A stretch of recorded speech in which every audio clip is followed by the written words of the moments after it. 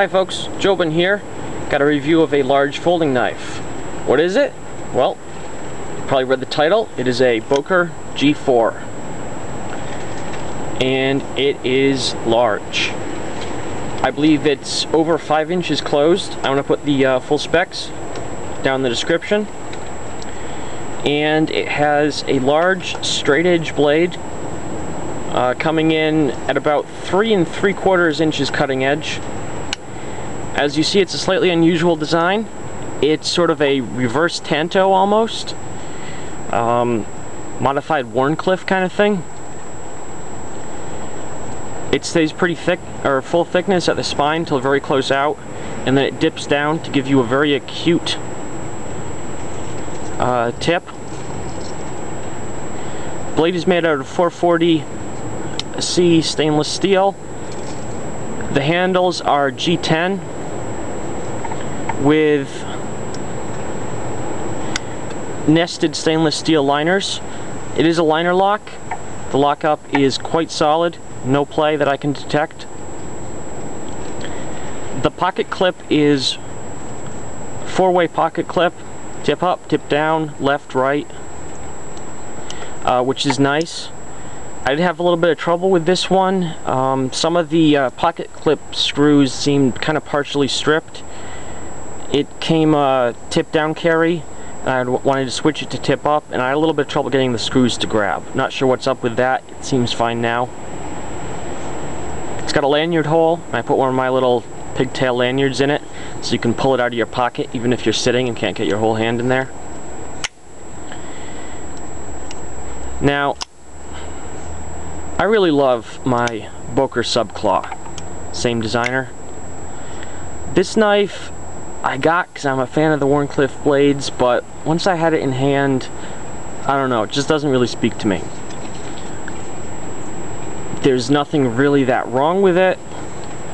I just found myself much preferring my Bird Cara 2 for approximately the same money. It feels like a better, slightly higher quality knife.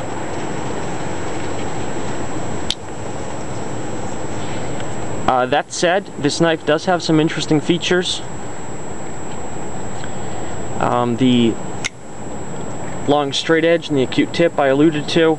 This has a lot of piercing and slashing power, and also a certain amount of capability to do detailed cutting tasks with the tip. The handle offers a lot of real estate. It is wide, which is both one of the good things about the knife.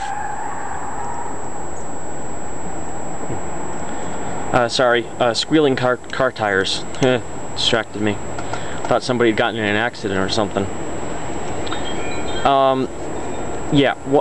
Wide, flat, simple handle. There is like a variety of grips you can do, and you're never going to run afoul of choils or subhilts or anything sticking out. I believe the designer of this knife intended it to be easy to use with gloved hands, and I can kind of see that. I think it could work for that. The liner lock sticks out enough that you're going to be able to snag it even if you don't have a ton of manual dexterity, but at the same time, it's not going to disengage accidentally, I don't think.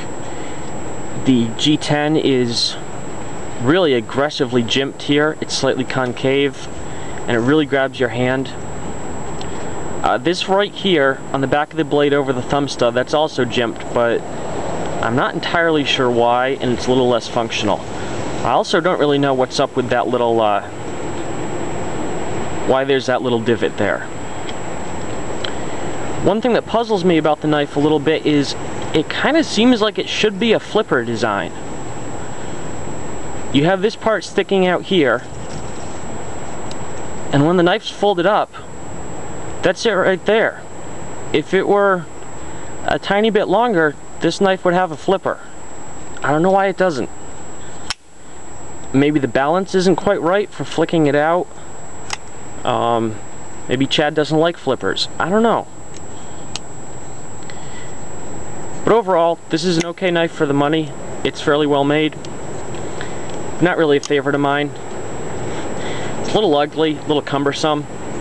Most of the time I'm going to be EDCing something smaller, and if I want something approaching a 4-inch blade, I'm going to carry my Cara too. So that's a breakdown on that. Hopes you guys found it interesting. I'm out.